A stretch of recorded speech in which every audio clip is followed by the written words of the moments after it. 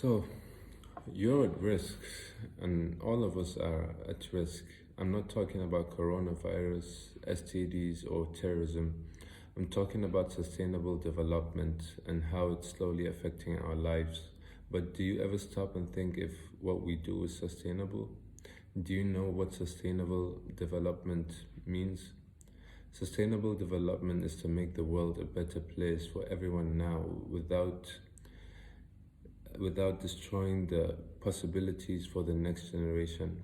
So, if you're wondering if something is sustainable, you can simply ask yourself, can you do this again and again and again? So, how will we be living in the future? The future is here. The technology present today is completely transforming architecture. So, as we know, the buildings are now developing new qualities, intelligence, in the same way our phones have become smart now. We talk of smart buildings, smart houses, and even smart cities by embedding technology into architectural elements. Walls, floors, ceilings are now able to interact with the built environment. For example, your smartphone can signal you to lower the curtains in your living room because it sends an increase of temperature. It can inform you on ways to change your habits to be more efficient. So you see, that's wonderful. So architecture is in crisis. It has lost its relevance. Architects who were once considered master builders working to produce socially and environmentally compatible buildings have now become preoccupied with producing consumable, brandable images. So our society is losing touch with the stars. Urban areas are so inappropriately and inefficiently lighted. Our cities overpower the darkness. They are less present, we notice them less. We forget that stars even exist. Cities suffer from light pollution. Like other forms of pollution, it's bad for you and the environment. Research suggests that artificial light at night disrupting the natural cyclical rhythm of night and day. So our biological clock can negatively affect the human health as well by increasing risks for sleeping disorders, depression, obesity, and more. So it's ironic when you think that the electrical light was one of the most important technologies to bring about modern progress. Technology and design do hold answers to the future, but I want answers that would help us create a better future. I choose to practice sustainable architecture, which is the state of architecture that is about an integrated, holistic approach to the environmental, social, and economic issues within a project. Let me illustrate how this works. So first, to address the needs of the environmental system, we must follow this simple concept to reduce energy demand by implementing energy-saving measures and reducing waste. Use renewable energy sources such as wind, solar, and biomass to reduce fossil fuels to a strict minimum.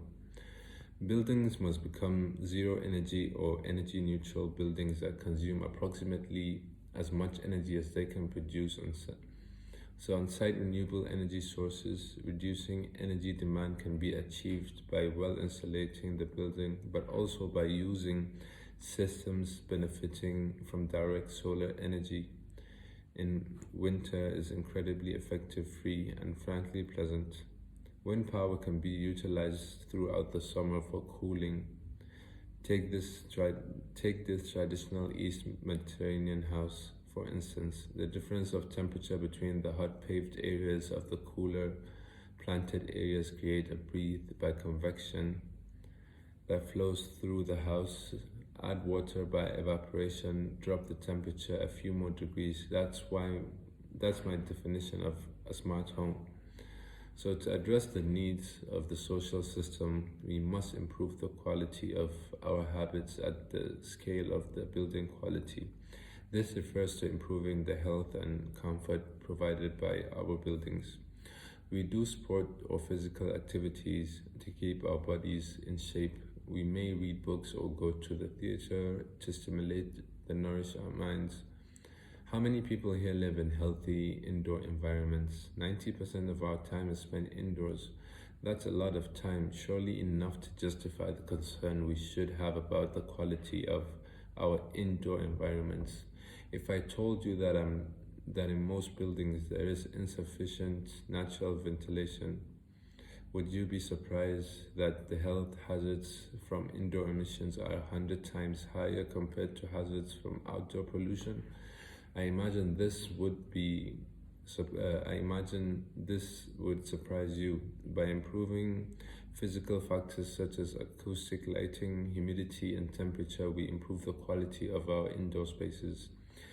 By avoiding chemical and biological factors such as VOX found in certain paints and glues, heavy metals found in wastewater, and even radioactive gases emitted by certain materials, we improve the quality of our indoor spaces.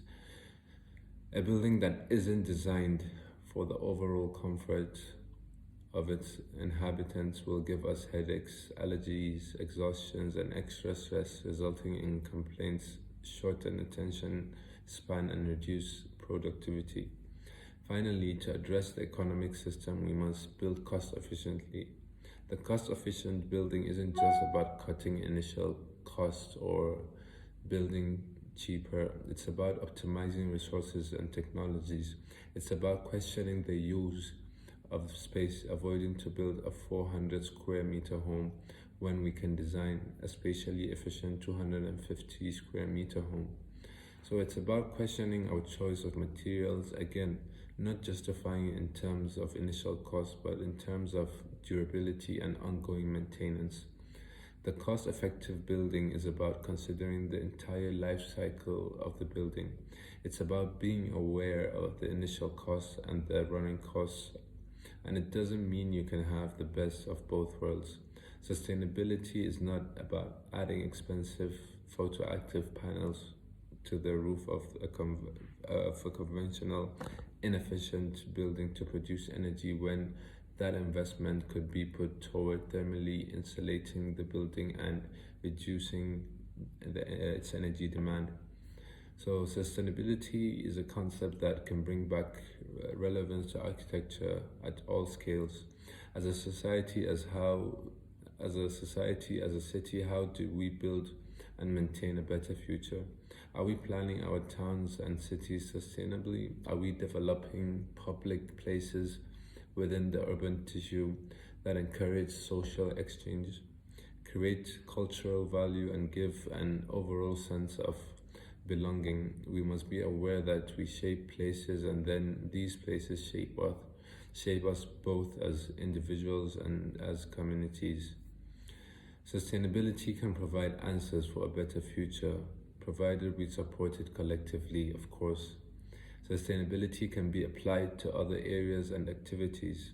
I practice sustainable architecture, which, as I mentioned, is about integrating the environmental, social, and economic issues related to a project.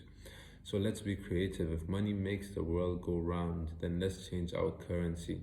Instead of just having economic value, let's integrate environmental and social value into our currency.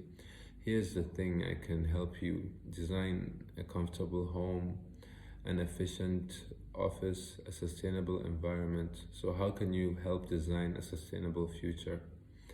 Thank you.